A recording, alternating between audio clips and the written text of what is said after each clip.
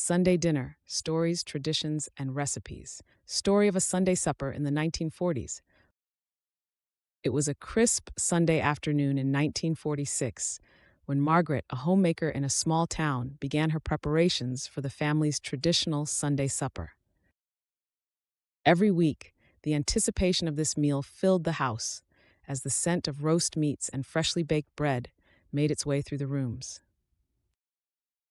Margaret had been cooking this meal for years, a ritual that started in her childhood and had been passed down through generations. Sunday supper was always a time for the family to come together, share their week, and enjoy hearty, comforting food.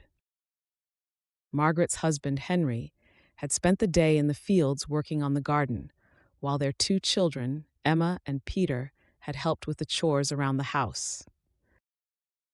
The family didn't just sit down to eat.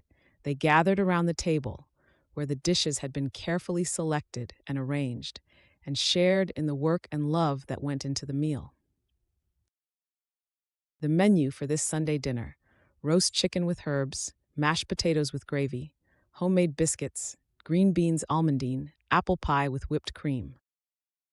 Setting the table and traditions. Margaret had always set a beautiful table for Sunday supper, no matter how busy the week had been. She would lay out a checkered tablecloth, polish the silverware, and carefully place each plate and glass. The table was always adorned with fresh flowers from the garden, whether it was bright daisies in the spring or chrysanthemums in the fall. The family would gather around the table, say grace, and then share their meal.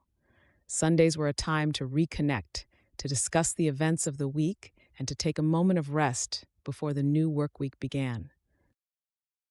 After supper, the family often sat around the kitchen, drinking coffee and telling stories. Margaret cherished these moments more than anything. The food was a labor of love, but the real tradition was the time spent with family, the laughter, and the memories made over each dish. The Sunday supper tradition began with Margaret's grandmother, who had been known for her hearty meals and her warm, inviting home.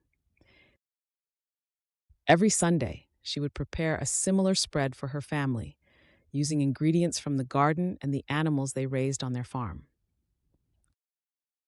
It wasn't just about the food, it was about the time spent together. Margaret carried this tradition forward, not just for the sake of the meal, but to maintain the connection it fostered within her family. To her, Sunday supper was more than just a meal. It was a celebration of family, hard work, and the simple joys of life. To purchase the book, Homemaking Through the Decades by Lillian Sagewood, is available on Amazon.